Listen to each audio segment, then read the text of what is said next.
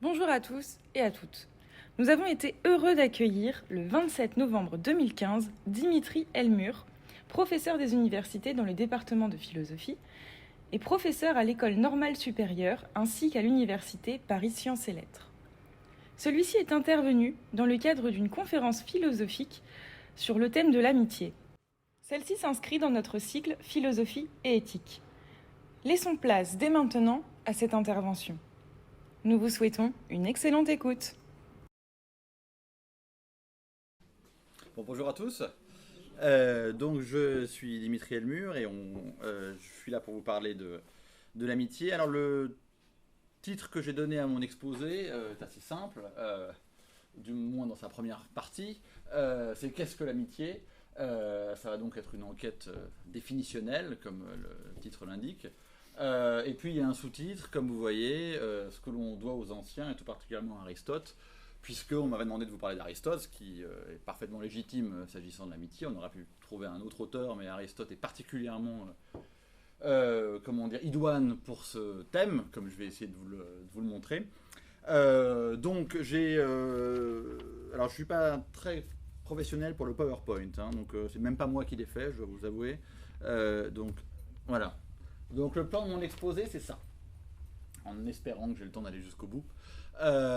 Donc c'est une succession de 9 points qui vont un peu structurer mon propos et qui vont être rythmés par un certain nombre de textes qu'on va lire ensemble, puisqu'on m'avait demandé aussi de lire certains textes, ce qui est aussi agréable. Donc on va lire pas mal d'Aristote et je vais essayer de vous montrer surtout en quoi ces textes nous parlent encore, même s'ils ont été écrits il y a 2500 ans.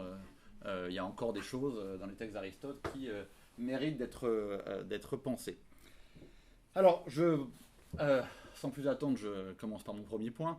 Comme vous savez, les définitions qu'Aristote a données de l'homme sont bien connues depuis l'Antiquité. Selon Aristote, l'homme est un animal rationnel, en grec un zoon logikon. Aristote a aussi défini l'homme comme un animal politique, un zoon politikon. Et je voudrais commencer par proposer une autre définition à la manière d'Aristote, et une définition que je pense Aristote aurait acceptée sans problème, à savoir que l'homme est un animal qui a des amis. L'amitié, en effet, et je pense qu'il est bon de le rappeler en ces temps difficiles que nous traversons, l'amitié dit quelque chose de ce qui fait de nous des hommes. Elle est à la fois le signe et l'un des attributs de notre humanité. Et l'une des preuves de ça, c'est que ni l'animal, ni le dieu, pour prendre les deux extrêmes pour un grec au milieu desquels l'homme se place, ni l'animal ni le dieu n'ont d'amis. Alors le premier, parce qu'il ne peut pas sortir de la sphère de l'utilité et de la sphère de la satisfaction de ses besoins, et l'autre, le dieu, parce qu'il n'a précisément aucun besoin, puisque c'est Dieu, et que partant, il n'a pas besoin d'amis non plus. Alors, avoir des amis est donc en partie, disais-je, ce qui fait de nous des hommes, et nous lier aux autres sur le mode amical est le propre de notre humanité. Pourtant, l'évidence de cette idée, qui ne nous apprend pas grand-chose, enfin quand j'ai dit ça, j'ai pas dit grand-chose, ne doit pas cacher la difficulté qu'il y a à définir rigoureusement ce lien qu'est l'amitié. Alors vous allez peut-être me demander, mais pourquoi il faudrait définir ce que c'est que l'amitié, c'est peut-être un truc de philosophe que de vouloir tout définir. Mais après tout, est-ce que l'amitié a vraiment besoin de la définir? Que l'amitié soit des propriétés de notre humanité, qu'elle soit même une grande catégorie d'existence pour nous tous, est-ce que ça signifie pour autant qu'elle est une grande catégorie de pensée? Il y a des grandes catégories d'existence qui ne sont pas des grandes catégories de pensée. À cette question, je vais commencer par répondre de manière très claire. Non seulement l'amitié est une grande catégorie existentielle, mais elle est également une grande catégorie de pensée. Nous avons peut-être eu tendance à l'oublier, mais les philosophes de l'Antiquité, Platon et Aristote au premier chef, mais pas simplement eux, tous les autres, les philosophes de l'Antiquité ne s'y sont pas trompés. Et je voudrais aujourd'hui vous montrer comment ces philosophes de l'Antiquité, et surtout Aristote, nous permettent encore d'investir de sens et de questions un lien et un sentiment que nous pratiquons tous les jours. Du moins, je l'espère. Alors, j'ai dit que nous avons oublié que l'amitié est une grande catégorie de pensée, un objet de réflexion théorique à part entière, Cet oubli ne date pas d'hier. Ça fait longtemps qu'on a oublié, si vous voulez, que l'amitié est une question philosophique de premier plan.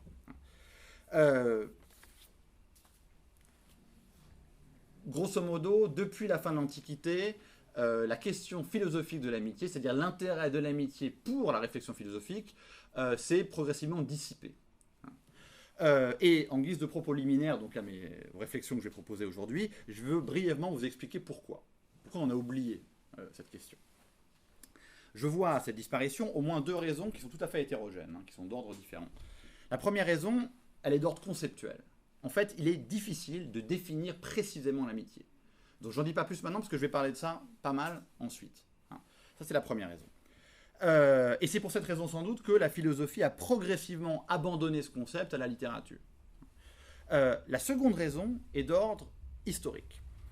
Et pour introduire à ce problème, je propose de lire cette phrase de Nietzsche, tirée d'Aurore, donc le paragraphe 503 d'Aurore.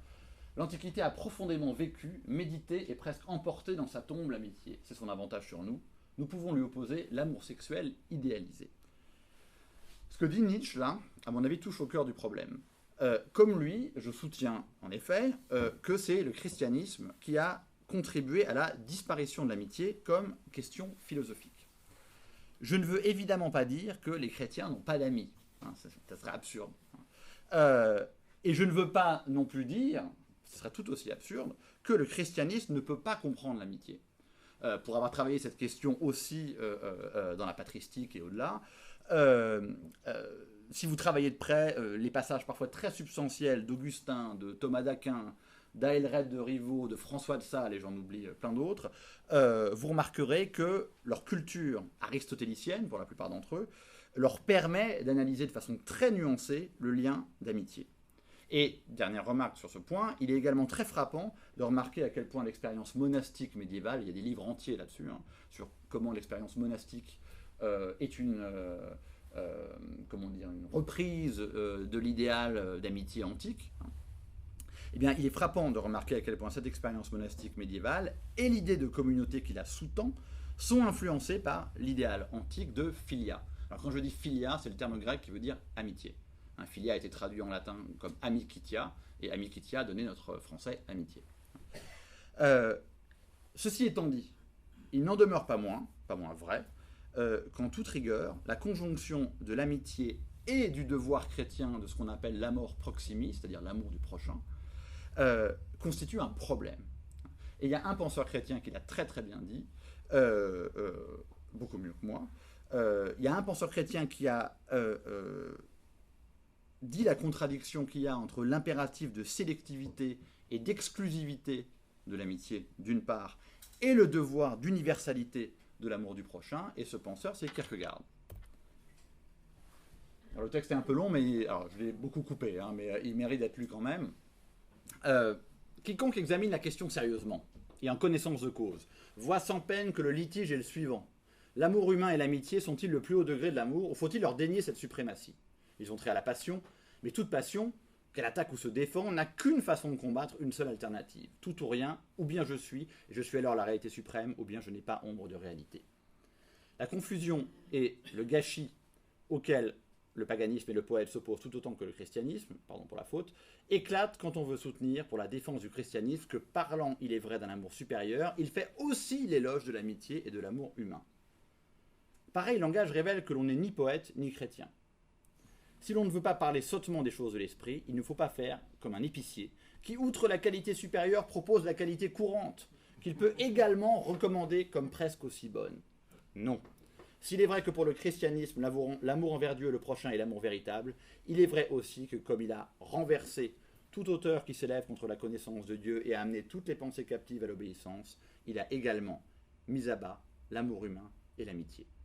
Et le dernier paragraphe est intéressant. Le prochain, je vous le lis parce que c'est vraiment très petit, le prochain, c'est tout homme, car il n'est pas le prochain par ce qui le distingue de toi, ni davantage par sa ressemblance avec toi, dans ce qui vous distingue ensemble des autres. Il est ton prochain par son égalité avec toi devant Dieu. Mais absolument tout homme possède cette égalité et la possède inconditionnellement. Donc avec le christianisme, l'amitié n'est plus une question philosophique qui engage l'action et la connaissance de l'homme dans le monde. Elle devient un problème. signe de la difficulté à concilier l'héritage antique et l'universalité de la morale chrétienne. Alors, ça c'était la première raison historique, si vous voulez, pour la disparition de la question philosophique de l'amitié. Il y en a une seconde dont je ne vais pas du tout parler, dont j'ai parlé dans mon petit livre sur l'amitié. La seconde raison, me semble-t-il, c'est que c'est surtout par la suite, en fait, que le problème de l'amitié en vient à complètement disparaître de l'analyse philosophique. Et on peut le dater assez précisément au XIXe siècle, avec l'essor du libéralisme et de la société marchande, donc à la fin du XVIIIe siècle et au début du XIXe siècle. Pas du tout parce qu'il y aura une contradiction entre le capitalisme et l'amitié, c'est pas ça la question. La question, c'est que les morales qui sous-tendent ce système du libéralisme sont des morales de la sympathie. Donc des morales, elles aussi, universalistes, et qui contredisent donc la nécessaire exclusivité et la nécessaire restrictivité qu'il y a dans le sentiment amical. Je vais beaucoup revenir là-dessus, sur le fait que ce qui définit l'amitié, c'est qu'on ne peut pas avoir 2000 amis. C'est pas possible. Je sais qu'il y a Facebook, tout ça, mais tout ça, c'est pas la véritable amitié. Donc, la question, elle est vraiment là. Bon. Alors, quoi qu'il en soit des causes de la disparition de la question philosophique de l'amitié, l'effort d'analyse de ces causes appelle un autre effort, celui qui consiste à redécouvrir pour nous et par-delà 2000 ans d'histoire, la richesse des analyses antiques de l'amitié, notamment évidemment de la plus importante d'entre elles, celle qu'Aristote a produite au livre 8 et 9, d'un des plus grands livres de philosophie qui soit, à savoir l'éthique à Nicomaque, d'Aristote. Donc c'est ça que je vous propose de faire ensemble aujourd'hui. Alors je passe à mon deuxième point. Je ne sais pas si je peux revenir. Oui. Voilà. Mon deuxième point, donc, que j'ai intitulé « Première approche, question de démarcation ». Alors, mon enquête, comme je vous l'ai dit, est avant tout définitionnelle. Donc la première question que je veux poser est celle de la possibilité de démarquer l'amitié d'autres sentiments qui lui sont proches, et qui semblent parfois la recouvrir complètement. Est-il si facile, en effet, de démarquer l'amitié d'autres types de relations interpersonnelles, et au premier chef, évidemment, de l'amour ? Alors, essayons de border ce sentiment pour comprendre de quoi on parle. Chacun de nous peut et sait dire qui est de ses amis. Pourtant, il n'est pas si facile de distinguer l'amitié du sentiment de camaraderie, dont l'extension est par définition plus grande. La camaraderie, c'est, comment je la définis, c'est ce sentiment qu'on peut ressentir pour l'autre dans l'engagement politique, dans le sport, que sais-je, dans toutes ces activités fondées sur le partage de moments intenses qui sont subordonnés à un but commun. Et là encore, on a deux mots, du moins en français, mais dans beaucoup d'autres langues aussi, à notre disposition pour caractériser cette différence. On a l'ami et le camarade, le copain, bref. Ou le pote, si vous voulez. En tout cas, il n'est pas si évident de tracer entre eux une démarcation nette. Et la seule différence paraît être une différence de degré. Pourtant, vous savez tous comme moi que le tissu de nos relations quotidiennes est structuré par cette différence qu'on fait empiriquement. Le camarade nous demande moins de temps et de disponibilité, et le ferait-il, nous ne lui accorderions pas. Donc l'ami, en revanche, est à plein temps, au-delà des simples moments d'amitié. Donc il y a quand même une différence, du point de vue de la différence entre camaraderie et amitié. Maintenant, à l'autre bout du spectre, si j'ose dire, que dire de la distinction entre amour et amitié ? Alors, à la différence du grec, qui emploie le même mot, eran, le verbe eran, on utilise en français le même verbe pour désigner nos amis et les objets de notre amour. Dans les deux cas, il s'agit d'aimer. En grec, il y a eran et il y a philein, qui sont deux termes différents. Bien sûr, on remarquera que l'amour et l'amitié sont deux sentiments différents, marqués par des pratiques individuelles et sociales bien distinctes. Et que dans chaque cas, même si on emploie toujours le même verbe aimer, le verbe aimer ne désigne pas la même chose. Par conséquent, question, l'amitié, est-ce que ça serait que cela ? Ce sentiment moindre que l'amour est plus intense que la bienveillance qui unit des camarades. Alors, malgré une certaine facilité empirique à pratiquer les types de liens qui nous unissent à autrui, qui peuvent être de degrés différents, il semblerait qu'à vouloir saisir l'amitié dans son épaisseur conceptuelle, donc essayer vraiment de savoir ce que c'est que ce lien-là, spécifiquement, eh bien, il semblerait qu'on soit contraint à chaque fois de la recouvrir par une autre catégorie existentielle, plus forte, ou alors mieux définie, ou encore plus simple. Donc je vais revenir maintenant en détail sur la différence, sur les propriétés qu'on peut distinguer, enfin qu'on peut utiliser pour distinguer l'amitié et l'amour. Alors il y a plusieurs points qui me semblent importants. J'en ai énuméré 5. D'abord, même si l'amour ne se réduit pas à cela, il y a, me semble-t-il, dans tout sentiment amoureux, un élément évident d'irrationalité. On peut toujours énoncer les raisons pour lesquelles on est amoureux de quelqu'un, mais comme vous savez, et comme la littérature, le cinéma ne cessent d'y revenir, la conduite d'une personne amoureuse fait bien souvent fi de toute considération rationnelle. Car l'amour est une passion, et l'amour est une passion vive. Premier point. Deuxième point, l'amour inclut une pratique du corps, c'est-à-dire une volonté de possession de l'autre qui passe notamment par la sexualité et par l'objectivation de l'autre qu'elle implique nécessairement. Ce n'est pas une critique en disant ça, mais c'est simplement un fait. Donc deuxième point. Troisième point, à ce désir de possession de l'autre est lié la plupart du temps l'idée d'exclusivité de l'objet aimé. L'amour est une passion, disons la plupart du temps, exclusive. Quatrième point, comme vous savez aussi, les amours peuvent être malheureuses, sans que pourtant le sentiment cesse d'être qualifié d'amoureux. Ce qui implique évidemment, et c'est extrêmement important, que l'amour est parfois un lien non réciproque. Donc il y a une non-réciprocité dans le lien amoureux qui n'annule pas la qualité amoureuse du lien. Enfin, cinquième point, justement, même si l'expérience d'aimer sans être aimé est assez banale, elle a quand même un intérêt spéculatif, puisque si on peut aimer sans être aimé en retour, c'est que la relation amoureuse tolère une disproportion entre les termes de la relation. Et cette disproportion touche, dans le cas des amours malheureuses, la nature du lien lui-même. Mais cette disproportion, quand la relation est à double sens, quand elle est réciproque, peut aussi affecter la nature des termes. Ce que je veux dire donc, de manière plus simple, c'est que l'amour, dans certains cas, sublime les différences sociales, culturelles, psychologiques. Bref, l'amour peut exister malgré ou par-delà une certaine inégalité des personnes. Donc admettons que ces déterminations successives soient exactes, je pense qu'elles le sont, mais on peut évidemment discuter de chacune, alors la différence entre amour et amitié semble un peu plus claire. Irrationalité, possession de l'autre, exclusivité, non-réciprocité, inégalité possible, autant de concepts qui sont étrangers au lien d'amitié. Alors pourquoi sont-ils étrangers au lien d'amitié ? Je vais simplement reprendre ces propriétés en essayant de vous montrer que justement c'est leur contraire qui est vrai du lien amical. Première propriété.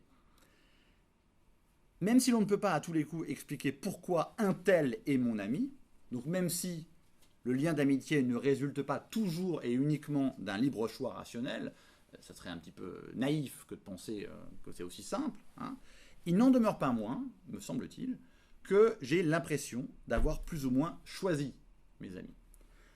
Et de pouvoir au moins justifier la rationalité de mon choix. L'amitié serait alors une passion, mais l'une de ces passions calmes dont, par exemple, parle le philosophe écossais David Hume. C'est comme ça que Hume comprend l'amitié comme une passion, donc sur le modèle de l'amour, mais une passion calme. Donc avec un élément de rationalité que l'amour n'a pas. C'est la première propriété. Deuxième propriété. Elle est d'autant plus calme, cette passion, qu'elle est exempte, encore une fois normalement, de tout rapport sexuel. Je ne dis pas que l'amitié fait l'économie des pratiques du corps.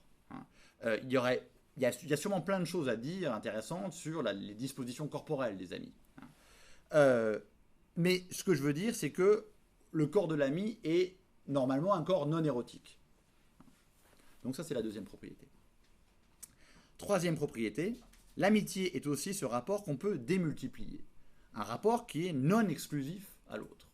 La preuve en est que mon ami, je note quand même que l'adjectif est possessif, mon ami, est un ami qui a bien souvent d'autres amis.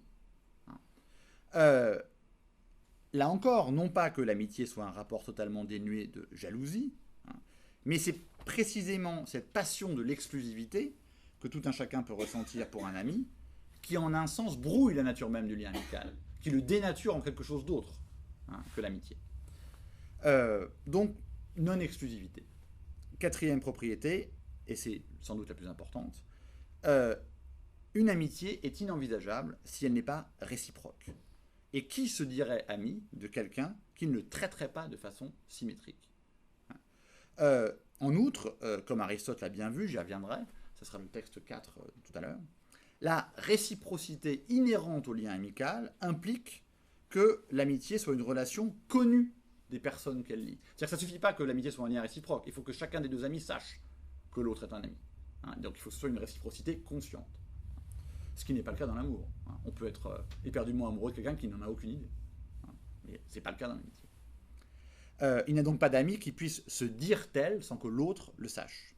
Et ça encore, Aristote l'a bien vu, l'amitié est une réciprocité consciente. Enfin, cinquième propriété, l'amitié, à la différence de l'amour, ne semble pas pouvoir souffrir une disproportion dans le lien qui unit les amis. Et elle suppose même, ça c'est une idée sur laquelle on va revenir beaucoup, parce que Aristote, comme Platon, comme tous les philosophes de l'Antiquité, sont obsédés par cette idée. Enfin, obsédés, le terme paraît péjoratif, mais cette idée les intéresse. L'amitié suppose une certaine égalité ou une certaine ressemblance des amis entre eux. Et en effet, comment être ami de celui qui ne partage pas du tout les mêmes convictions que moi, les mêmes intérêts, les mêmes envies, et peut-être même la même situation sociale, intellectuelle, culturelle, etc.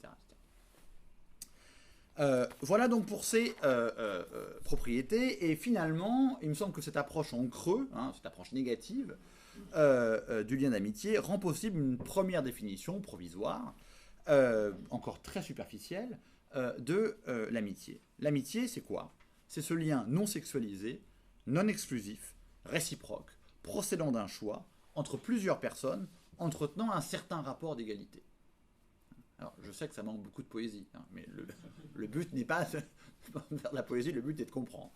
Donc là, voilà un certain nombre de propriétés qu'on peut, je pense, avec une certaine précision, une certaine rigueur, tenir pour acquises par rapport à la définition de l'amitié. Alors, je vais tout de suite critiquer cette définition, mais je vais quand même considérer qu'au moins 2 points peuvent être tenus pour acquis. Premier point, l'amitié est un rapport sans sexe, et deuxième point, l'amitié doit être réciproque. Ces 2 éléments sont décisifs parce qu'ils permettent déjà d'écarter une définition faible de l'amitié qui serait conçue comme un amour sans sexe, une forme, disons, appauvrie de l'amour. En effet, l'amour, au moins l'amour satisfait, ne va pas sans la sexualité, mais peut être non réciproque. Ce qui est évidemment, comme j'ai essayé de le montrer, impossible pour l'amitié. En ce sens, l'amitié est bien autre chose que l'amour. Et il suffit qu'une des propriétés soit différente, et soit caractéristiquement différente, pour qu'on puisse séparer les 2 liens. En revanche, toutes les autres propriétés que j'ai énumérées sont loin d'être aussi évidentes que je l'ai dit de prime abord. Et ce qui va être intéressant, c'est pour ça que j'ai aussi insisté sur cette propriété de manière générale d'abord, c'est que justement Aristote va nous montrer que un certain nombre de ces propriétés sont problématiques et posent plus de problèmes qu'elles ne semblent en résoudre. En effet, la question de l'exclusivité et de la sélectivité inhérente au lien d'amitié pose problème, et ça pose le problème de l'extension du lien amical. Je vais parler de la question plus tard de mais combien on peut avoir d'amis, et c'est une question évidemment qui paraît casuistique mais qui ne l'est pas du tout. Et ensuite, la question de la ressemblance et de l'égalité, là encore, est un problème. Est-ce que l'ami est véritablement un autre moi-même? Et qu'est-ce que ça pose comme problème de le concevoir comme ça? Mais qu'est-ce que ça pose comme problème de ne pas le concevoir comme ça? Et ça, c'est Aristote qui va nous permettre de penser ça un peu plus en détail. J'en viens donc à mon 3e point maintenant. La philia des Grecs et notre amitié. Donc avant d'en venir à Aristote, il me semble qu'il faut faire une remarque préalable. Je soutiens, je vous l'ai déjà dit, que ce que les Grecs disent de la philia nous parle, et parle de ce que nous entendons par amitié. Or, à première vue, rien ne semble moins évident que ce que je viens de soutenir. J'ai déjà évoqué les problèmes de démarcation que pose l'approche définitionnelle du lien amical. Mais quand l'ami et l'amitié se disent en grec ancien, philia, philos, philone, etc., on retrouve le même genre de problème de démarcation, mais pour des raisons strictement inverses. Et là, il faut comprendre la polysémie du terme grec, qu'on traduit généralement par amitié, en grec philia. Ce n'est pas que l'amitié est recouverte par d'autres liens qui masquent sa spécificité, ça c'est ce que j'essaie de vous montrer à partir d'une analyse abstraite à partir du français, c'est que la spécificité de l'amitié semble inexistante du simple fait que le terme grec, qui correspond à notre amitié, le terme philia, désigne pour un grec tout un ensemble de relations qui n'ont pas grand-chose à voir avec ce que nous entendons par amitié. Et le sens, la palette de signification du terme grec philia est énorme. Il y a une trop grande polysémie du terme philia en grec, et donc vraisemblablement une trop grande extension du concept qui risquerait de le faire sombrer dans l'indétermination. Du coup, ça grèverait mon projet initial, c'est que si je vous dis qu'on va éclairer notre sentiment d'amitié à partir d'analyses que je vais emprunter à Aristote, analyses qui sont produites dans un contexte où précisément le terme que nous, on traduit par amitié, est tellement large qu'il peut désigner tout autre chose que ce que nous, on entend par amitié, il est bien évident que mon argument semble assez fragile. Alors, d'abord, j'explique ce point, ce que ça veut dire pour un grec philia. Et je fais 2 remarques. La philia, l'amitié, chez certains penseurs présocratiques, donc les penseurs qui sont avant Socrate, donc Empédocle, Parménide, etc., donc ces grands penseurs présocratiques, comme d'ailleurs chez Platon, donc le maître d'Aristote, ce terme, philia, désigne bien sûr un sentiment, mais aussi une forme d'affinité cosmique qui relie tous les éléments du monde. Dit autrement, philia, c'est aussi un terme de physique, c'est un terme de cosmologie. C'est un terme pour expliquer que les éléments primordiaux du monde sont reliés en un tout harmonieux qui s'appelle univers. Donc vous voyez, c'est une extension beaucoup plus grande que nous. Aucun physicien ne penserait à utiliser l'amitié pour comprendre le rapport des atomes entre eux dans une molécule. Pour un grec, il n'y a pas de problème à faire ça. Ça, c'est la première remarque. Pour Aristote, qui ne fait ici que reprendre les usages de la langue courante, le terme philia désigne aussi plus et moins que ce que l'on entend par amitié. Si vous regardez le premier chapitre de l'Éthique, du livre 8 de l'Éthique à Nicomaque, j'aurais dû vous dire que l'amitié est travaillée au livre 8 et au livre 9 de l'Éthique à Nicomaque. Il y a 2 livres, deux grandes parties de l'Éthique à Nicomaque qui sont consacrées à l'amitié. Si vous regardez le premier chapitre, vous y apprendrez que la camaraderie des simples compagnons de voyage, l'entente des citoyens d'une même cité, l'affection réciproque du père et du fils, la philanthropie, c'est-à-dire le sentiment pour l'espèce humaine en général, tout ça, c'est de la philia. Tout ça, c'est de l'amitié. Et Aristote ajoute même plus loin qu'entre frères, il y a de l'amitié, entre époux dans le mariage, il y a de l'amitié aussi. D'où l'on voit, d'une part, que la philia est loin d'être circonscrite à la sphère anthropologique, c'est donc loin de parler que des hommes, ça parle aussi de l'univers, de la physique, etc. Et d'où l'on voit d'autre part que dans cette sphère anthropologique elle-même, la philia peut s'étendre à toutes les formes de liens entre humains, de la simple cordialité jusqu'aux limites des rapports charnels. Donc encore une fois, une palette extrêmement large. Alors est-ce qu'il faut conclure de ça que l'idée que je vous propose d'éclairer la définition de l'amitié à la lumière des textes anciens est vaine? Vous ne serez pas surpris de voir que je vais répondre non à cette question. Bien sûr que non. Et bien sûr qu'on peut encore éclairer notre conception de l'amitié malgré les remarques que je viens de faire. Pourquoi on peut le faire? Parce que Aristote, justement, pour la première fois dans l'histoire, constitue le concept éthique de l'amitié, celui qui correspond encore à notre réalité. Et il le constitue par ce que j'appelle une double spécification. Et c'est cette double spécification-là, en fait une double restriction si vous voulez, que je vais essayer de vous expliquer maintenant. Et pour ce faire, on va regarder le texte 3.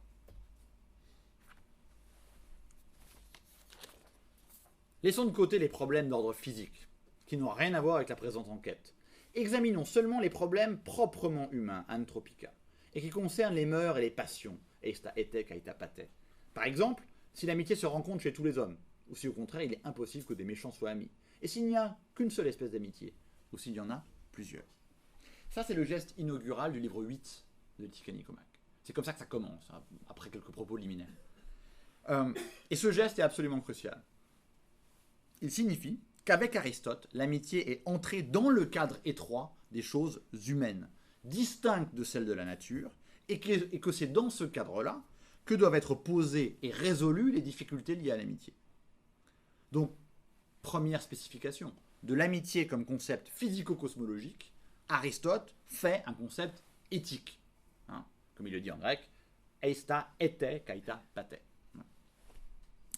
La seconde spécification maintenant intervient non plus d'un champ à un autre, c'est-à-dire du champ physico-cosmologique au champ anthropologique, elle intervient au sein même du champ anthropologique, au sein même du champ qui nous concerne. Même si, à première vue, comme je le disais précédemment, Aristote accueille toute l'extension du concept de philia, donc en deçà et au-delà de notre amitié, en fait, Aristote opère dans l'usage du terme philia une spécification non plus en extension, comme la précédente, mais, comme on dit techniquement, en compréhension.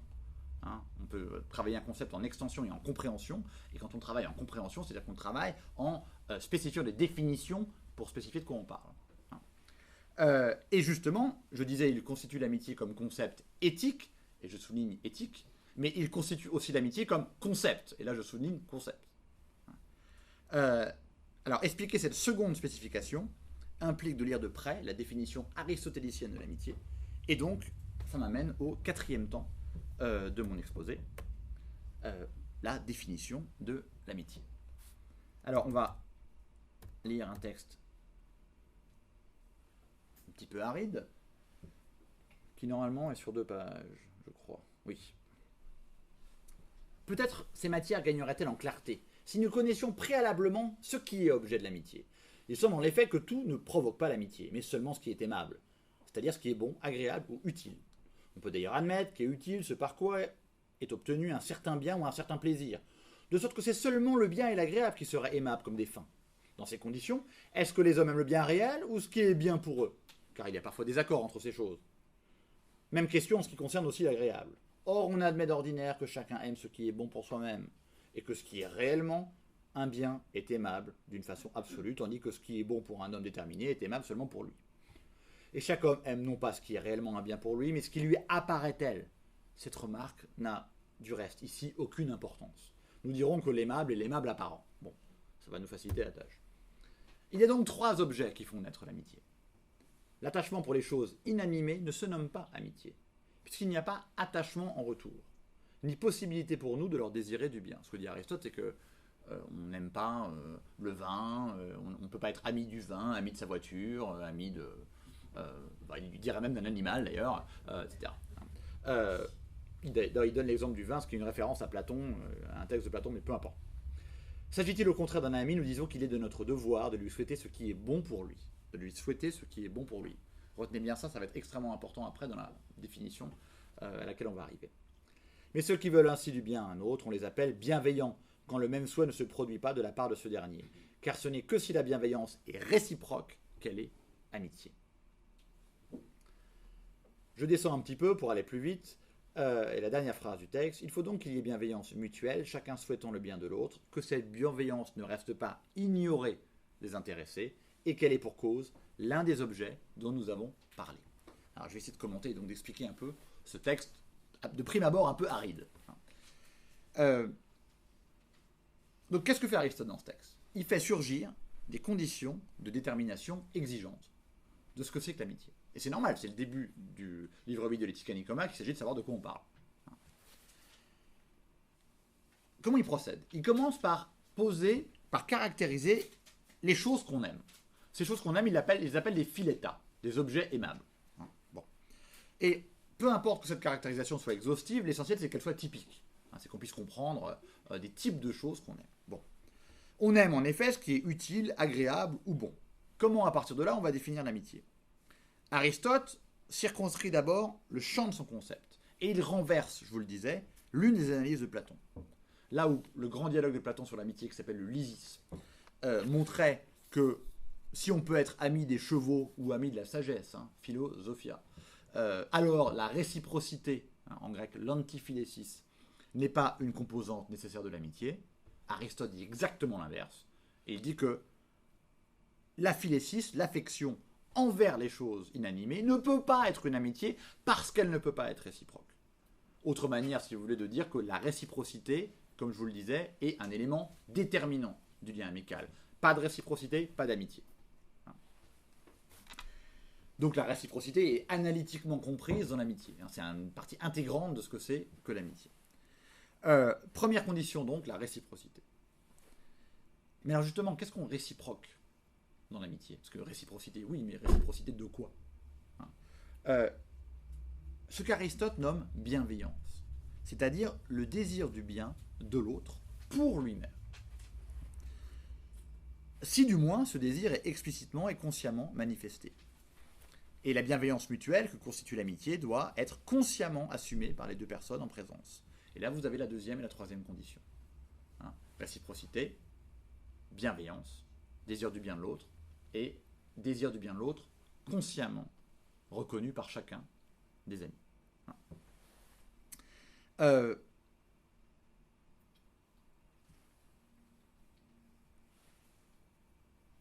Alors, comment va Aristote? Je ne vais pas donner tout le texte, évidemment, le texte est assez long et il continue, il est de plus en plus technique. Je vais ajouter une chose quand même qui est importante, qui va être importante dans la suite de ce que je vais dire. Aristote, un peu plus loin dans le chapitre, va faire une distinction extrêmement importante. Il va distinguer ce qui est aimé pour soi-même de ce qui est aimé pour autre chose.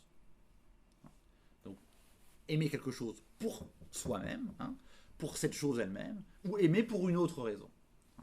Et il va expliquer que, certes, il y a différentes formes d'amitié, l'amitié selon l'utile, l'amitié selon l'agréable, et il y a l'amitié selon la vertu. Et la différence entre les deux premières et la troisième, c'est que l'amitié selon le plaisir ou l'amitié selon l'utilité, on n'aime pas les choses pour elles-mêmes. Dans l'amitié parfaite, l'amitié vertueuse, on aime l'autre pour son bien propre.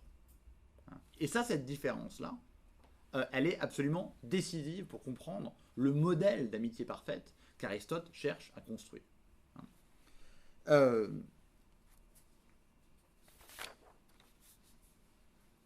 Alors Aristote d'ailleurs, évidemment, donne des différents types d'amitié, l'amitié selon l'utile, l'amitié selon le plaisir, l'amitié selon la vertu, et il n'hésite pas à attribuer ces différents types d'amitié à des catégories de personnes. Il dit par exemple, ça va peut-être vous amuser, que l'amitié selon l'utile est caractéristique des personnes âgées, que l'amitié selon le plaisir est plutôt caractéristique des jeunes gens, et évidemment que l'amitié selon la vertu est caractéristique des hommes mûrs. Vous savez qu'Aristote a une théorie de la maturité, de l'acmé d'un homme au-delà de 40 ans. Je suis assez content, j'y suis presque. Voilà. Bon. Mais en tout cas, il y a ce rapport-là qui dit que voilà, l'amitié parfaite doit être souci du bien de l'autre pour lui-même, pour l'autre, pas pour moi.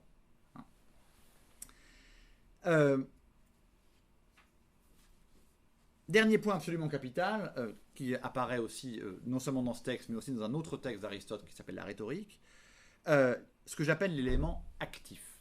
Ça aussi c'est extrêmement important, j'y reviendrai à la fin. Aristote donne une autre définition de l'amitié dans la rhétorique, je vais vous la lire. Aimer, c'est souhaiter à quelqu'un ce qu'on tient pour des biens, pour lui et non pour nous. Et aussi être enclin à faire, dans la mesure du possible, ses biens. Aristote dit donc que avoir un ami, c'est pas simplement l'aimer. C'est pas simplement lui vouloir du bien. C'est aussi agir pour lui faire du bien.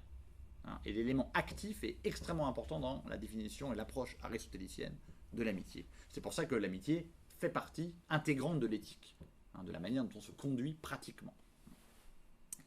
Alors, ces premières caractérisations étant faites, j'en viens à mon cinquième point, la question du rapport entre amitié et vie commune.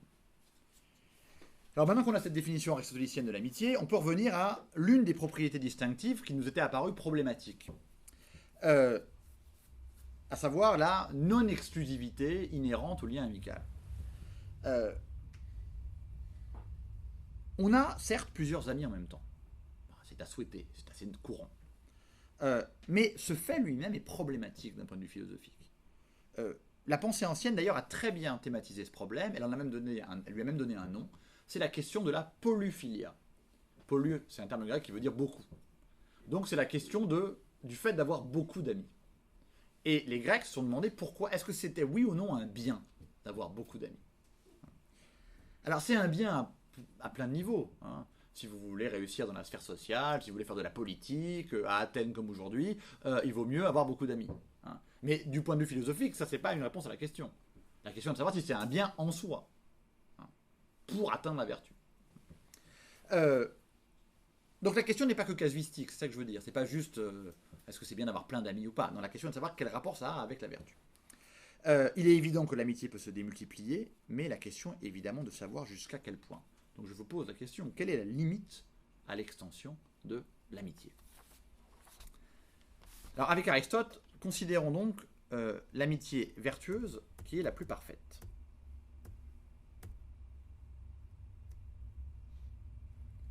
Mais en ce qui regarde les amis vertueux, doit-on en avoir le plus grand nombre possible, ou bien existe-t-il aussi une limite au nombre des amis, comme il y en a une pour la population d'une cité? Si 10 hommes, en effet, ne sauraient constituer une cité, 100 000 hommes ne sauraient non plus en former encore une. Alors évidemment, Aristote, nos macro-sociétés, c'est délirant pour lui. Hein. 40 000 hommes, 40 000 esclaves, quelques femmes quand même. Voilà, c'est à peu près, la taille maximale d'une cité. Encore, c'est déjà trop grand. Et les femmes, on n'en parle pas. Voilà. Non, ça c'est pas... Non, enfin, il en parle, mais pas là. Hein. Alors, il est évident, je lis donc juste la première partie du texte, je lirai la seconde partie ensuite. Il est évident qu'on ne peut pas multiplier les liens amicaux et qu'il y a une certaine juste mesure à garder dans le nombre des amis, ne serait-ce que pour plein de raisons concrètes. Et les philosophes anciens se sont arrêtés sur ces raisons concrètes. Je vous en donne quelques-unes. Notre disponibilité est limitée. Donc, plus on multiplie les amis, plus il est difficile de satisfaire à tous les devoirs de l'amitié. Plus les demandes de mes amis peuvent être contradictoires. Ou encore, plus les amis sont nombreux, plus ils risquent de m'être dissemblables, etc. etc. Hein. Donc plus vous multipliez l'extension du lien amical, plus vous avez de problèmes. Hein. Il y a un très beau traité, je vous conseille de le lire d'ailleurs, de Plutarque, qui est sur qui s'appelle Sur le bon nombre d'amis. Donc il y a vraiment une extrapolation de ce chapitre 10-10 de l'Éthique Nicomaque. Alors du coup, quel sera le critère adéquat pour déterminer la limite à ne pas dépasser? Voilà ce que dit Aristote dans la suite du texte. Mais la quantité à observer n'est sans doute pas un nombre nettement déterminé, mais un nombre quelconque compris entre certaines limites. Ainsi, le nombre des amis est-il également déterminé et sans doute doit-il tout au plus atteindre le nombre de personnes avec lesquelles une vie en commun soit encore possible. Car nous l'avons dit, la vie en commun, to sudzen en grec, est d'ordinaire regardée comme ce qui caractérise le mieux l'amitié. Or, qu'il ne soit pas possible de mener une vie commune avec un grand nombre de personnes et de se partager soi-même entre toutes, c'est là une chose qui n'est pas douteuse. La vie commune, c'est ça le critère. L'ami, c'est celui avec lequel je partage ma vie, et pour qu'elle soit partagée, cette vie se doit, bien sûr, d'être vécue en commun, ce qui est impossible à grande échelle. Donc, exit encore une fois les amis Facebook, qui n'ont d'amis que le nom. Vous aurez remarqué que je ne suis pas dans Facebook, que je ne pratique pas cette chose. Aristote apporte ensuite une autre importante précision. Si l'amitié passe par le partage d'une vie commune, il faut que nos amis soient amis entre eux, tâche dont la difficulté est évidemment exponentiellement proportionnelle au nombre croissant d'amis. Bon bref, plus vous multipliez les amis, plus vous multipliez les problèmes. Hein, bon. Alors, vie commune, certes, mais qu'est-ce que ça peut signifier, cette vie en commun? Est-ce qu'il faut vivre avec ses amis comme on vit avec sa famille? Alors bien sûr, l'idée qu'Aristote se fait de la vie en commun est bien différente du sens qu'elle pourrait avoir pour nous. Et elle correspond sans doute au sens plus littéral de l'expression, la cité grecque étant d'une toute autre échelle que nos macro-sociétés. Ça c'est certain. Mais je reviendrai à la fin de mon exposé sur ce que ça veut vraiment dire, vie commune. Mais qu'importe, le critère qui est décisif, c'est que la vie commune implique l'intimité. Finalement, si l'amitié ne repose pas comme l'amour sur l'exclusivité, il n'en demeure pas moins qu'il n'est pas possible d'entretenir une amitié solide, comme le dit Aristote, avec beaucoup de gens. Et on comprend ainsi pourquoi, au vu de ces difficultés, le paradigme du lien amical, le modèle du lien amical, tel que la littérature et la philosophie l'ont pensé, est toujours binaire. Achille et Patrocle, Montaigne et la Boétie, Oreste et Pylade, que sais-je. Autant de couples d'amis dont l'amitié a été définie comme parfaite. Et c'est toujours à deux. C'est dire une fois de plus, me semble-t-il, que le critère de la non-exclusivité est plus problématique que concluant. Alors, de là, je viens naturellement, me semble-t-il, à la question du rapport entre amitié et égalité. On a relevé tout à l'heure que l'amitié présuppose une logique de la ressemblance et de l'égalité, et que l'amitié, à la différence de l'amour, évidemment je parle en principe, s'accommode mal d'une trop grande disproportion ou d'une trop grande dissemblance entre les amis. Ça, c'est vraiment la caractéristique de la pensée ancienne de l'amitié. C'est une logique de la ressemblance. Hein. Toutes les analyses modernes, il n'y en a pas beaucoup de l'amitié, au contraire, sont des réflexions sur l'altérité. Mais la pensée ancienne est une logique de la ressemblance, de ce point de vue-là.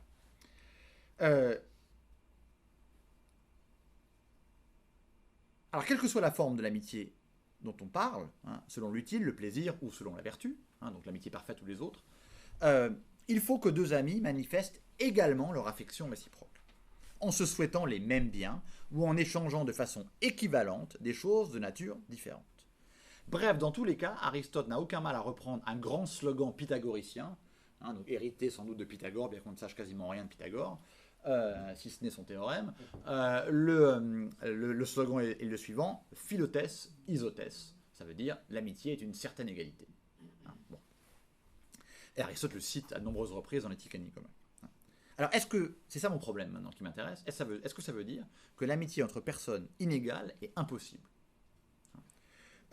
Aristote ne sait que trop que l'égalité entre les personnes est chose rare. Hein. Donc, faudrait-il faire abstraction des différences entre générations, entre hommes et femmes, entre positions sociales, etc., etc. Aristote sait bien que toute société implique une hiérarchie de fonctions, de puissance, de fortune, de conditions, etc. Aussi, considérer la filia dans tous ses sens, c'est comprendre comment elle peut s'adapter aux différences sociales, économiques, familiales. Donc même si Aristote a eu, comme ses prédécesseurs, de l'amitié une conception profondément ancrée dans une logique de la ressemblance, il est tout de même le premier à avoir analysé la possibilité d'une amitié entre personnes inégales, hein, et tenté d'en poser le problème en détail. Alors, vous allez me dire, c'est quoi les exemples d'amitié inégale qu'Aristote cite? Il va citer l'amitié entre le père et le fils, l'amitié entre le plus vieux et le plus jeune, l'amitié entre l'homme et la femme, entre le mari et la femme, l'amitié du subordonnant et du subordonné. Alors, c'est vraiment l'amitié entre père et fils qui est le paradigme, le modèle sur lequel il travaille. Et il formule le problème de la manière suivante. Comment un jeune fils pourrait-il rendre à son père ce qu'il lui donne? L'existence, la nourriture, l'éducation, etc. etc. Hein, comment c'est possible ça? Évidemment, c'est impossible. Par conséquent, l'alternative est simple. Soit il n'y a pas d'amitié possible entre inégaux, hein, par exemple entre un père et son fils, soit l'échange et la réciprocation, si je peux risquer ce barbarisme, se fait selon d'autres critères que la réciprocité équivalente. Hein, donc on n'échange pas la même chose.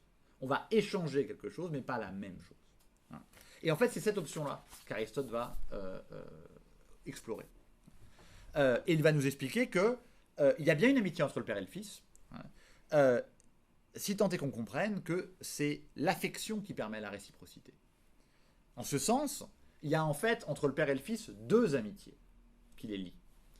La première, où on échange existence, nourriture et éducation contre affection filiale.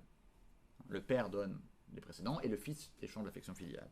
Et une seconde amitié où le fils dispense à son père l'assistance qu'il lui doit et où le père rend par une affection paternelle appropriée. Hein. Donc c'est assez subtil la manière dont Aristote comprend le rapport père-fils en tant que paradigme d'une relation inégale, hein, d'une amitié illégale, et il déploie des trésors d'analyse pour justement montrer qu'il y a bien une amitié et qu'elle est, là encore, elle obéit au modèle de réciprocité qui est définitionnel pour l'amitié. Pourtant, tout est affaire de mesure, bien sûr, et l'amitié ne peut pas surpasser toutes les inégalités. Regardez ce texte assez extraordinaire.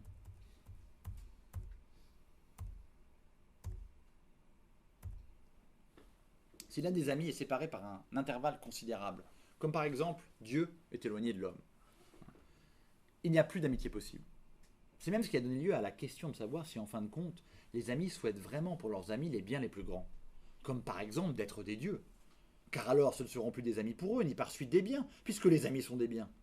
Si donc nous avons eu raison de dire que l'ami désire du bien à son ami en vue de cet ami même, confère la définition qu'on a vue au début, celui-ci devra demeurer ce qu'il est, quel qu'il puisse être, tandis que l'autre souhaitera à son ami les plus grands biens compatibles avec la persistance de sa nature d'homme. Oui, la question, est-ce que je peux être ami avec un Dieu? Et plus précisément, est-ce que je peux souhaiter à mon ami qu'il soit un Dieu? Enfin, la seconde question est impliquée dans la première. Enfin, la première question est impliquée dans la seconde. Je vais vous expliquer pourquoi. De l'inégalité entre l'homme et Dieu, Aristote déduit un problème sous la forme d'une contradiction apparente entre deux points de vue vraisemblables. L'ami doit-il souhaiter que son ami soit un Dieu? Premier type de réponse. En un sens, oui, puisqu'il souhaite pour son ami les biens les plus grands. Et il n'y a pas de plus grand bien que d'être un Dieu. Donc si j'aime mon ami, je lui souhaite son bien, je lui souhaite les biens les plus grands, je souhaite qu'il soit un Dieu. En un autre sens, non. Parce que souhaiter que mon ami soit un Dieu, c'est souhaiter qu'il ne soit plus mon ami. Ce qui est impossible. En effet, je glose cette deuxième option, si Achille souhaite que Patrocle soit un Dieu, Achille souhaite que Patrocle ne soit plus son ami. Pourquoi? Parce que, étant donné que le Dieu et l'homme ne peuvent être amis de par leur inégalité trop grande, Patrocle ne pourra jamais rendre la réciproque à Achille. Par conséquent, en souhaitant que Patrocle soit un Dieu, Achille souhaite perdre un ami. Donc il souhaite perdre un bien pour lui-même, et ça contredit l'évidence. Donc pour lever cette contradiction, Aristote utilise sa méthode habituelle, c'est la fin du passage, à savoir que d'un certain point de vue, cette thèse est vraie, d'un autre elle est fausse. Et il explique qu'on peut dire que les amis souhaitent à leurs amis les biens les plus grands si on comprend que ces biens doivent être humains, c'est-à-dire compatibles avec la nature humaine. S'ils sont incompatibles avec la nature humaine, alors évidemment on ne peut pas les souhaiter. Donc personne ne souhaiterait à un ami un bien, même le plus grand, qui sera incompatible avec son propre bonheur.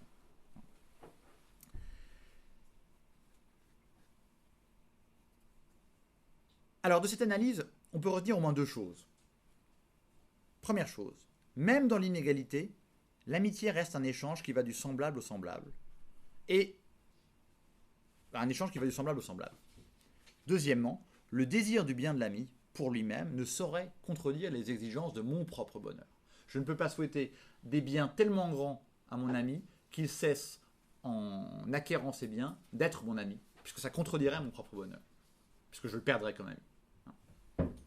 Alors, je pose une question que je vais aborder plus tard, qui est celle du rapport entre amitié et bonheur, par laquelle je terminerai. Mais j'en viens à mon septième point, qui est le rapport entre amitié et ressemblance, et cette idée que l'ami serait un autre moi-même.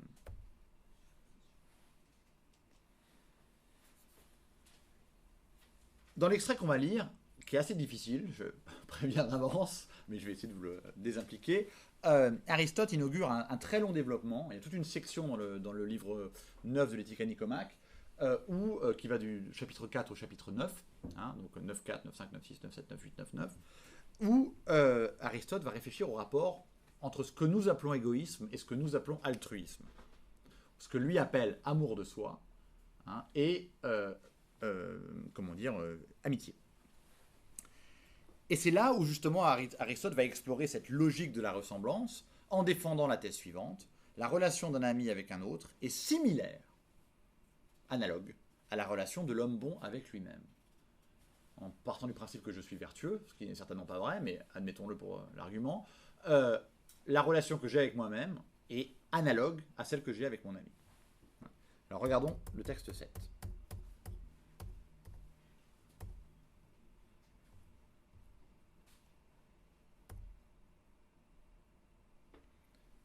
Les sentiments affectifs que nous ressentons à l'égard de nos amis et les caractères qui servent à définir les diverses amitiés semblent bien dériver, le mot dérivé est une mauvaise traduction de Tricot, mais peu importe, je l'ai gardé, semblent bien dériver des relations de l'individu avec lui-même. En effet, on définit un ami. 1. Celui qui souhaite et fait ce qui est bon en réalité ou lui semble tel, en vue de son ami même. Ou encore 2. C'est moi qui ai mis les chiffres dans le texte. Celui qui souhaite que son ami ait l'existence et la vie pour l'amour de son ami même. D'autres définissent un ami. 3. Celui qui passe sa vie avec un autre et qui a les mêmes goûts que lui. Ou 4. Celui qui partage les joies et les tristesses de son ami. L'amitié se définit enfin par l'un ou l'autre de ces caractères. Or, chacune de ces caractéristiques se rencontre aussi dans la relation de l'homme de bien avec lui-même. Dès lors, du fait que chacun de ces caractères appartient à l'homme de bien dans sa relation avec lui-même, et qu'il est avec son ami dans une relation semblable à celle qu'il entretient avec lui-même, car l'ami est un autre soi-même, il en résulte que l'amitié semble consister elle aussi en l'un ou l'autre de ces caractères, et que ceux qui les possèdent sont liés d'amitié. L'ami est donc un autre moi-même, en latin un alter ego. À tel point qu'Aristote soutient que l'amitié que j'ai pour autrui est semblable à celle que je me porte à moi-même. La question est de savoir est-ce qu'Aristote fait, comme on le dit souvent, de l'égoïsme, je mets des guillemets, la source de l'amitié. Peut-être, mais à condition d'admettre les restrictions suivantes, pour bien comprendre ce qu'on entend par égoïsme. D'abord, Aristote ne dérive pas l'amitié de l'amour de soi, contrairement à la traduction de Tricot. Il soutient juste que la relation de l'homme bon à lui-même est similaire à celle qui le lie à son ami. C'est un jugement d'analogie, pas un jugement de dérivation. Deuxième restriction, il faut distinguer deux formes d'amour de soi. Ça, c'est pas dans le texte que j'ai lu, mais c'est en Éthique à Nicomaque 9, 8. Chapitre 8 du livre 9. Aristote explique qu'il y a une première forme d'amour de soi, qui est celle de l'égoïste, au sens où nous l'entendons. Celui qui recherche ses intérêts individuels, les plaisirs, l'argent, l'honneur. Mais il y a une seconde forme d'amour de soi. C'est celle, en quelque sorte, qui exprime le sentiment qu'on se doit à soi-même. L'expression de l'attachement que l'homme de bien se doit à lui-même. Et ce dernier amour de soi intègre donc la recherche de biens véritables, et non pas les plaisirs, des honneurs, etc. La différence entre les deux n'est pas quantitative, parce que les conduites qu'elles impliquent, c'est ça que montre Aristote, sont parfaitement opposées. L'égoïste traditionnel se montrera avide, cupide, sans scrupules, pervers. L'autre, celui qui a le véritable amour de soi, se montrera tempérant et juste. Du coup, par cette analyse que je résume à très grands traits, elle est assez compliquée et assez subtile, on comprend finalement quel est le dernier mot de la réponse aristotélicienne au problème de la dérivation de l'amitié à partir de ce qu'on appelle l'égoïsme. Pour Aristote, l'opposition moderne que nous faisons entre l'égoïsme et l'altruisme, ou entre l'individualisme et l'altruisme, si vous voulez, n'est tout simplement pas pertinente. Aristote nous apprend qu'on ne s'aime bien soi-même que de la manière dont on aime vraiment et vertueusement autrui. Ce qui signifie que l'amour de soi véritable, et ça c'est extrêmement intéressant, n'est jamais donné. D'ailleurs, contrairement à ce qu'on dit beaucoup, l'expression l'amour de soi ou l'égoïsme n'apparaît jamais chez Aristote. Le terme philotia, le terme grec, c'est un terme qu'il n'emploie jamais. Il n'emploie que l'adjectif, philotos. Et c'est toujours pour dire que c'est un amour de soi qu'on doit acquérir. Donc on ne part pas d'un amour de soi, c'est pas le stoïcisme, si vous voulez, Aristote, de ce point de vue-là. On ne part pas de l'amour de soi pour ensuite dériver jusqu'à l'autre. Non. Le fait de s'aimer soi-même est quelque chose qu'on acquiert en menant une existence éthique et pratique. Et l'ami a un rôle à jouer là-dedans. Alors justement, quel rôle l'ami a à jouer dans notre vie éthique ? Et bien ça, c'est mon 8e point. Le rapport entre l'amitié et le bonheur. Je vous ai souvent dit que l'amitié est pour Aristote un bien et qu'elle est partie intégrante de sa théorie du bonheur. Et ça, c'est clair dès l'ouverture de l'Éthique à Nicomaque. C'est quasiment la première phrase. L'amitié est en effet une certaine vertu ou ne va pas sans vertu. De plus, elle est ce qu'il y a de plus nécessaire pour vivre. Car sans amis, personne ne choisirait de vivre. Utile tous les autres biens. Autrement dit, l'amitié joue un rôle central dans l'éthique du bonheur d'Aristote. Un rôle central, mais évidemment un rôle complexe. Et je voudrais vous parler aujourd'hui, maintenant, d'un chapitre, un des plus fascinants de l'Éthique à Nicomaque, qui est sans doute un des plus fascinants d'Aristote. Le chapitre 9 du livre 9. Éthique à Nicomaque 9.9. Aristote, dans ce chapitre, examine une aporie qu'il hérite du Lysis de Platon. Dans le Lysis, Socrate montrait au jeune Lysis, avec qui il parle, les apories auxquelles mène l'identification de l'ami et du bon. Si on pense que l'ami est toujours bon, alors on tombe dans des apories. Pourquoi ? Parce que seul le bon peut avoir des amis, mais le bon, parce qu'il est bon, est autosuffisant. S'il est bon, c'est qu'il n'a besoin de rien d'autre, parce qu'il est bon. Mais dans ce cas-là, s'il est autosuffisant, il n'a pas besoin d'amis. Donc le bon n'a pas d'amis. Donc le bon a des amis et le bon n'a pas d'amis. Alors Aristote hérite de ce problème qui n'est encore une fois pas un problème casuistique, c'est un véritable problème qui pose une question de définition et de comprendre justement pourquoi on a des amis. Aristote hérite de ce problème, mais il le réinvestit totalement dans le cadre de son éthique. Le problème est le suivant. Les exigences de l'amitié et du bonheur semblent radicalement antinomiques. Il y a une véritable antinomie au sens kantien du terme. Au même titre qu'il y a des antinomies de la raison pure, il y a une antinomie de l'amitié et du bonheur chez Aristote. J'explique cette antinomie. Si le bonheur est bien cette suffisance à soi de l'homme, qu'il apparente d'une certaine façon à un dieu, et c'est comme ça que les Grecs souvent pensent le bonheur, en termes d'autosuffisance, n'avoir besoin de rien d'extérieur à soi. Alors si le bonheur est bien cette suffisance à soi, alors l'amitié n'est en rien nécessaire à l'homme heureux. Ça ne veut pas dire qu'il n'aura pas des amis, ça veut dire que ça n'ajoutera rien à son bonheur. Bon, très bien. Mais quel sens y a-t-il à faire de l'homme heureux un solitaire? C'est-à-dire un homme qui a tous les biens, il est heureux, sans posséder le plus grand des biens, l'amitié. L'ami paraît donc, et c'est ça l'antinomie, à la fois la chose la plus inutile et la plus nécessaire à l'homme heureux. Alors comment Aristote va régler ce problème? Et là, il y a un ensemble d'arguments extrêmement techniques, extrêmement compliqués, puisque le chapitre 9.9 est sans doute un des plus complexes de toute l'éthique nicomaque. Alors, je ne vais pas entrer dans le détail, mais je vais simplement considérer quelques-uns des arguments qu'Aristote avance pour soutenir que l'homme heureux aura des amis. Au début, nous avons dit que le bonheur est une certaine activité. Et l'activité est évidemment un devenir et non une chose qui existe une fois pour toutes, comme quelque chose qu'on a en sa possession. Or, si le bonheur consiste dans la vie et dans l'activité, et si l'activité de l'homme de bien est vertueuse et agréable en elle-même, alors, ainsi que nous l'avons dit en commençant, si d'autre part, le fait qu'une chose est proprement nôtre est au nombre des attributs qui nous la rendent agréable, si enfin nous pouvons contempler ceux qui nous entourent mieux que nous-mêmes, et leurs actions mieux que les nôtres, et si les actions des hommes vertueux qui sont leurs amis sont agréables aux gens de bien, je passe la parenthèse, dans ces conditions, donc triple condition, vous avez vu, dans ces conditions, l'homme parfaitement heureux aura besoin d'amis de ce genre, puisque ses préférences vont à contempler des actions vertueuses et qui lui sont propres, deux qualités que revêt précisément l'homme de bien qui est son ami. L'argument est complexe, et je vais essayer de vous l'expliquer. Auparavant, Aristote a montré le lien entre l'amitié et les conséquences du bonheur. Mais il n'a pas expliqué pourquoi l'attribut heureux implique l'attribut avoir des amis. Pourquoi il y a un rapport intrinsèque entre ces deux choses. Et c'est ça qu'il fait dans cet argument. Alors, évidemment, pour montrer ça, il faut d'abord une définition préalable du bonheur. Cette définition préalable du bonheur, c'est la première ligne, il l'emprunte à sa propre théorie du bonheur, c'est-à-dire au livre 1, chapitre 7 de l'Éthique nicomaque.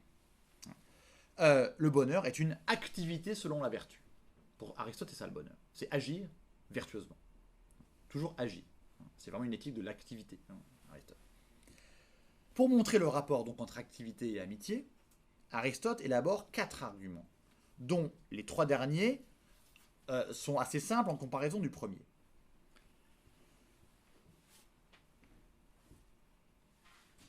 Les derniers arguments insistent chacun sur une composante de l'activité qui implique le recours à autrui. Alors je vous explique, je glose les arguments si vous voulez. Avec mon ami, la continuité d'une activité est plus simple. C'est plus simple d'avoir une activité continue à deux. Deuxièmement, l'exemplarité de l'activité d'autrui stimule celle de l'homme vertueux.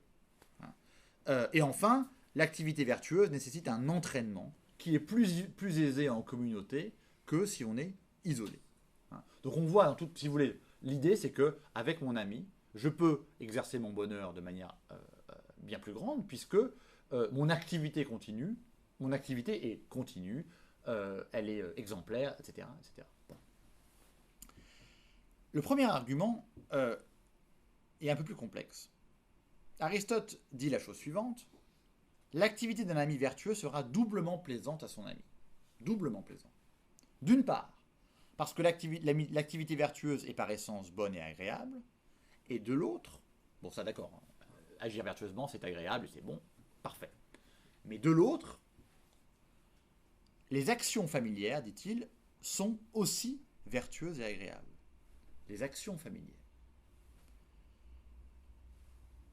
Ce qui veut dire que travailler au bonheur en compagnie d'un ami qui fait de même, qui lui aussi travaille au bonheur, rend plus facile et accessible cette activité qu'est le bonheur.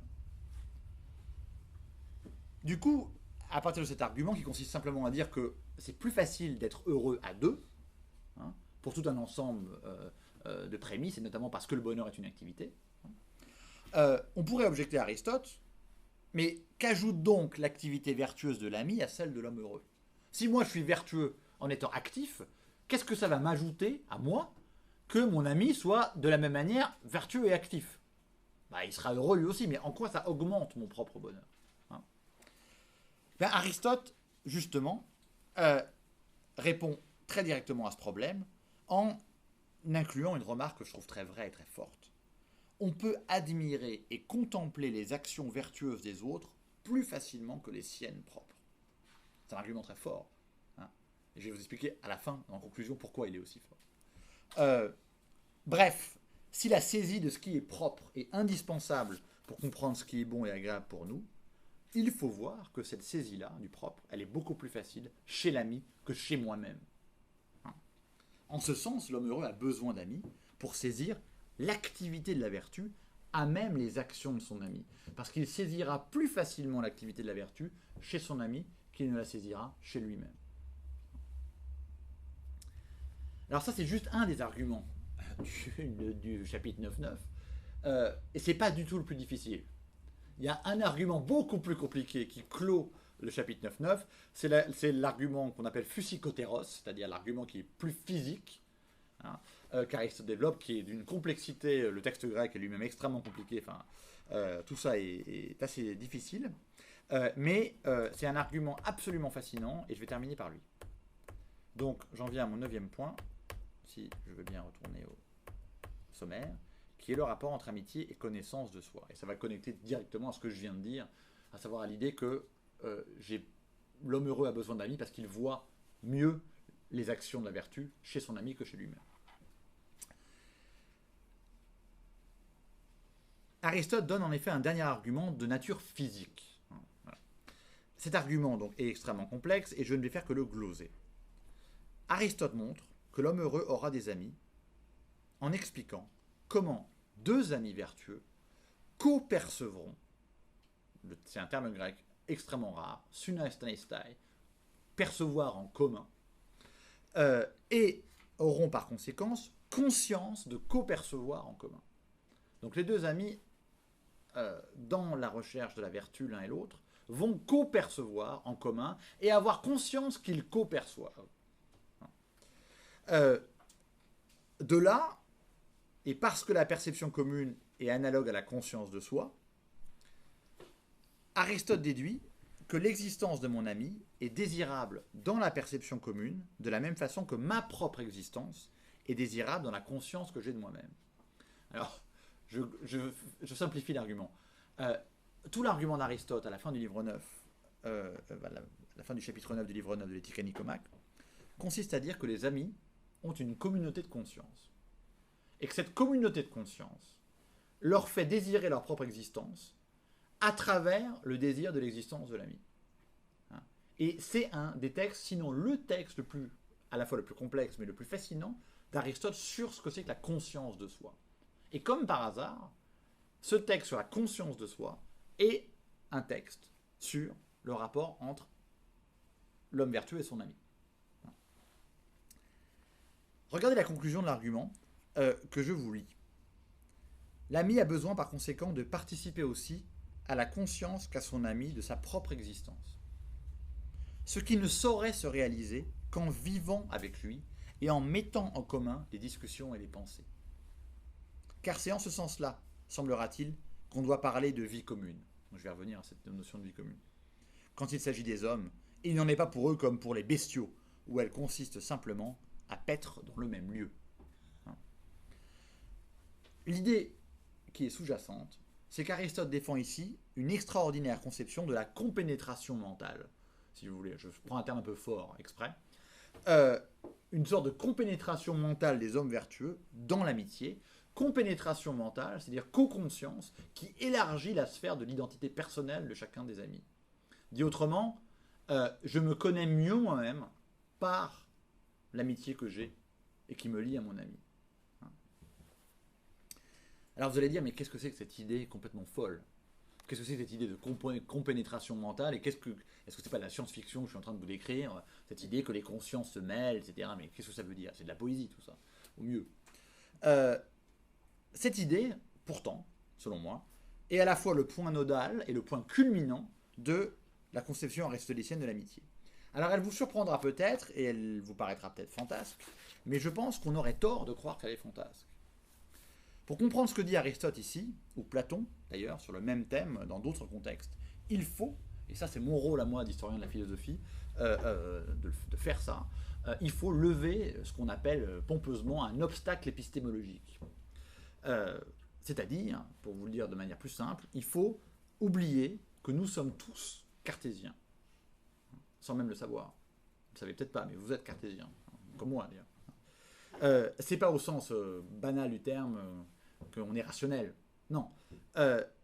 Il faut oublier que nous nous considérons comme des sujets qui, par l'introspection et le doute radical, peuvent entrer en eux-mêmes pour trouver ce moi, conçu comme le lieu intime, inexorablement privé, hein, le lieu privé de la conscience de soi. C'est comme ça que vous vous voyez vous-même, chacun de vous, hein, chacun de nous. Hein, on se pense soi-même comme une subjectivité dans laquelle on rentre, dans laquelle on introspecte pour trouver ce moi qui est nous. Hein, enfin, qui est nous, qui est chacun de nous. Hein. Mais c'est pas du tout comme ça que les Grecs concevaient leur intériorité. Hein. Et c'est ça le rôle de l'historien de la philosophie que je suis, c'est d'essayer de vous expliquer ça pour comprendre justement ce que c'est pensé, ou encore d'étonnant, hein, et parfois de vivant. Les Grecs ne concevaient pas ainsi l'unité de leur moi, ils ne concevaient pas ainsi l'identité du soi-même, qui pour eux n'est jamais une donnée immédiate. Il n'y a pas de soi-même dont on part. Alors il y a un très très grand historien de la pensée ancienne, qui s'appelle Jean-Pierre Vernant, qui a dit ça beaucoup mieux que moi, dans un de ses très beaux livres, qui s'appelle « L'individu, la mort, l'amour ». Je lis cette phrase, le mérite de la parfaite clarté. Il n'y a pas d'introspection. Le sujet ne constitue pas un monde intérieur clos, dans lequel il doit pénétrer pour se retrouver, ou plutôt se découvrir. Le sujet grec, est extraverti. De même que l'œil ne se voit pas lui-même, l'individu, pour s'appréhender, regarde vers l'ailleurs, au dehors. Sa conscience de soi n'est pas réflexive. Repli sur soi, enfermement intérieur, face à face avec sa propre personne. Sa conscience de soi est existentielle.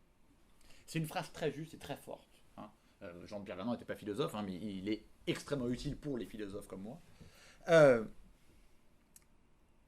Puisqu'il nous montre que le sujet égologique, le sujet intérieur, qui est à la fois le produit et la condition de la pensée introspective, voilà ce qui est pour nous une évidence. Hein.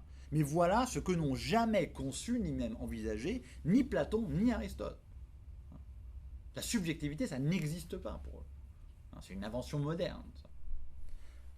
Bien sûr, avec Platon et avec Aristote, je deviens mon âme. Ça, c'est le grand tournant, si vous voulez, de l'histoire de la subjectivité. C'est qu'avec les philosophes comme Platon et Aristote, on comprend que je, c'est mon âme. C'est déjà énorme. Hein. Et c'est un résultat philosophique majeur. D'autant plus que cette âme est identifiée à la partie rationnelle de mon âme, c'est-à-dire à mon intellect. C'est ça que font les philosophes. Platon et Aristote, c'est des philosophies qui passent leur temps à essayer de vous convaincre que vous n'êtes rien d'autre que votre intellect. Mais justement, c'est quoi cet intellect? Cet intellect, c'est ce qui fait de moi la partie d'une totalité universelle. C'est-à-dire c'est ce qui me relie au divin, hein, à l'univers tout entier, et donc à l'impersonnalité. Ce que je suis, c'est mon intelligence, c'est-à-dire cette partie de mon âme, identique en chacun de nous, et qui participe de l'ordre impersonnel du monde. Vernant dit il n'y a pas d'introspection.